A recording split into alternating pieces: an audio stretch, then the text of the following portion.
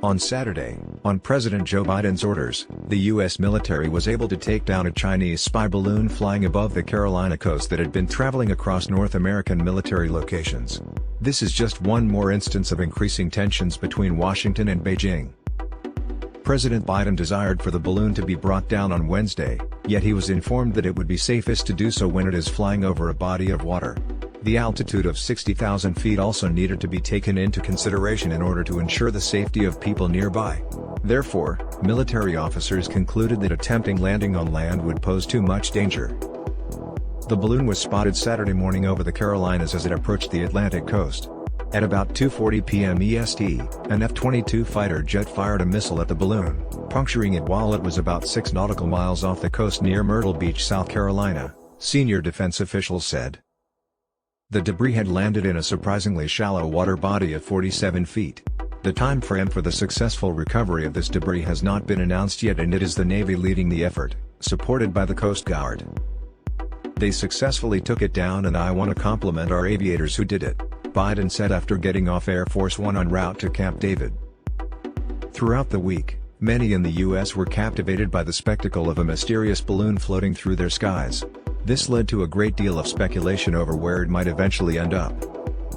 On Saturday, Ashlyn Prose was out to collect her mail in Forest Brook, South Carolina, and noticed something unexpected in the sky, a balloon. Her neighbors were also looking up at it. Then she saw fighter jets circling around and the balloon being hit with an unknown force. "I did not anticipate waking up to be in a Top Gun movie today," she said.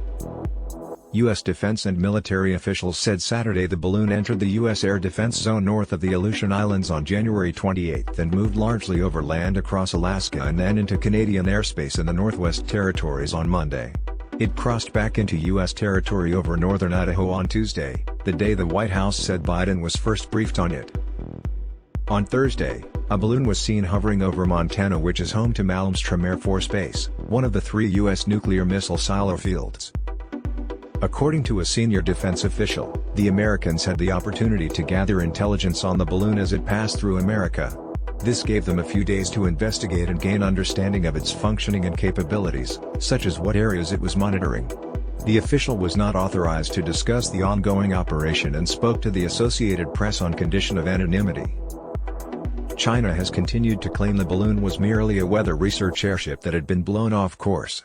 The Pentagon rejected that out of hand, as well as China's contention it was not being used for surveillance and had only limited navigational ability. Tensions between the U.S. Pentagon and China have risen due to an incident concerning a Chinese military balloon entering into American airspace without proper identification.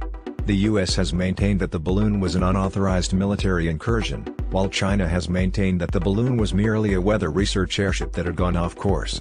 Both sides have presented evidence to back up their claims, but neither side appears willing to budge on their stance, with each accusing the other of being untruthful about the situation. On Thursday, the public noticing of a giant balloon set off a chain reaction that ended up with Secretary of State Antony Blinken's Beijing trip getting called off. However, the Chinese government attempted to decrease the impact of the cancellation on Saturday. In actuality, the U.S. and China have never announced any visit. The U.S. making any such announcement is their own business, and we respect that, China's Ministry of Foreign Affairs said in a statement Saturday morning. The Pentagon recently confirmed that another Chinese surveillance balloon was seen flying over Latin America. Brigadier General Pat Ryder, the Pentagon press secretary, stated that they have now come to the conclusion that it is an additional Chinese surveillance balloon. When asked about the second balloon, China's Ministry of Foreign Affairs did not provide any immediate response. Blinken, who had been due to depart Washington for Beijing late Friday, said he had told senior Chinese diplomat Wang Yi in a phone call that sending the balloon over the U.S. was an irresponsible act and that China's decision to take this action on the eve of my visit is detrimental to the substantive discussions that we were prepared to have. Chinese government officials criticized the U.S. for exaggerating the seriousness of the situation, which was mirrored in reactions from internet users who shared the same sentiment.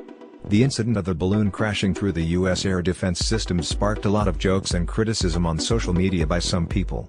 Notably, nationalist influencers use this news to make fun of U.S. defenses and its capabilities. China repudiated any speculation of espionage and claimed the balloon was being used for meteorology studies. The Ministry of Foreign Affairs highlighted that the path of the object was beyond their grasp and implored the U.S. not to pass judgment on it based solely on its origin. Ahead of the operation Saturday, the Federal Aviation Administration (FAA) temporarily shut down the airspace over coastal Carolina states, including airports in Myrtle Beach, Charleston and Wilmington, South and North Carolina. In response to the flight restrictions, the FAA redirected air traffic away from the affected area and alerted passengers of potential delays. Meanwhile, both the FAA and Coast Guard collaborated to make sure the airspace and waters below were safe before the balloon arrived above them. Visuals captured on camera displayed a minor explosion, followed by the extra-large balloon slowly drifting downwards into the sea, appearing like a ribbon. Bill Swanson, who resides in Myrtle Beach, observed how quickly the balloon deflated while military fighter jets were circling it. Swanson stated that the balloon was visible 1 second, and gone the next with a trail of smoke following it. He explained that its deflation happened almost instantly. The authorities were attempting to coordinate their efforts so they could salvage as much of the wreckage as possible before it was lost in the depths of the sea. According to earlier estimations by the Pentagon, there would be a large amount of debris scattered all over. Please check my other videos and links above. Thanks for watching. If you like this video, please consider a like and subscribe.